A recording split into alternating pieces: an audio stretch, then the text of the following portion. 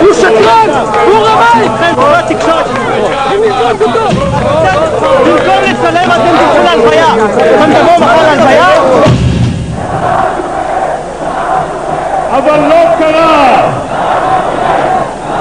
שהוא ניסה על כתפי הנכנעים.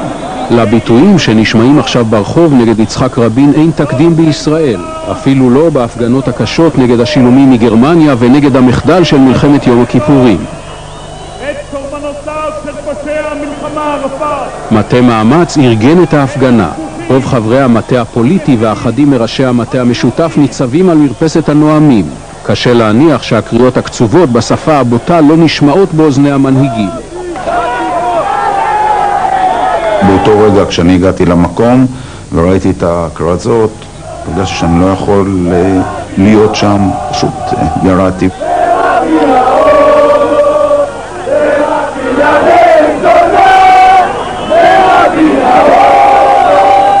אדם שמקומו הראוי היה בבית דין לפושעי מלחמה.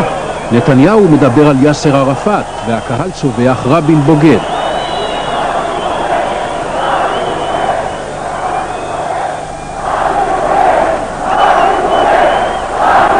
רוצח שפל זה ניסה עכשיו על כפיה של ממשלת ישראל הנוכחית, שמאפשרת לו בעברונה לממש את השלב הראשון בתוכניתו, השמדת המדינה היהודית.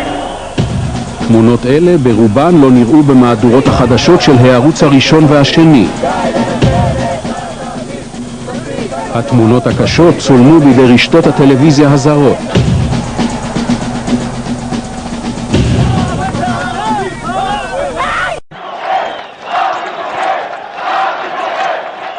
כל עוד לממשלה שאני עומד בראשה יהיה רוב של אחד, אני אלך לממש את מה שאני מאמין בתהליך השלום עם הפלסטינאים ועם הסורים.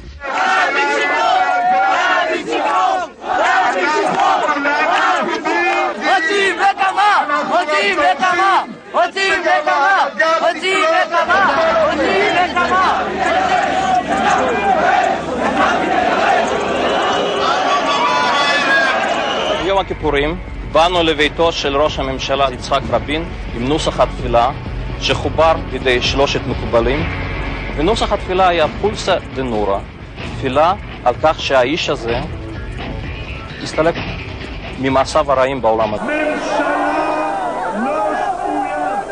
החתימה על אוסלו 2 הייתה האות לשיאו של מסע ההסתה. קיץ 1995 היה הקיץ המתוח ביותר בתולדות המדינה. גם רובם המכריע של הצילומים האלה לא נראו על מרקעי הטלוויזיה בישראל, הם צולמו בידי רשתות זרות.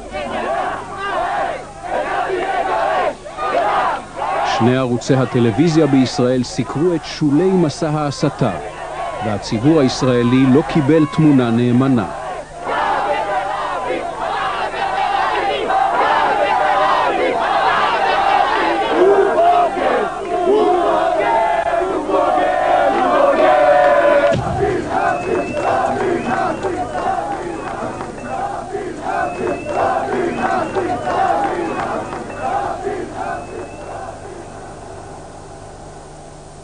דמותו של היינריש הימלר, משמיד המיליונים בשואה, אויב היהודים, מחליפה זהות. הפוליטיקאים שעמדו על הבימות ועל המרפסות שמעו את הקולות וראו את המראות. הצעקה רבין בוגד הייתה לשאגת המונים.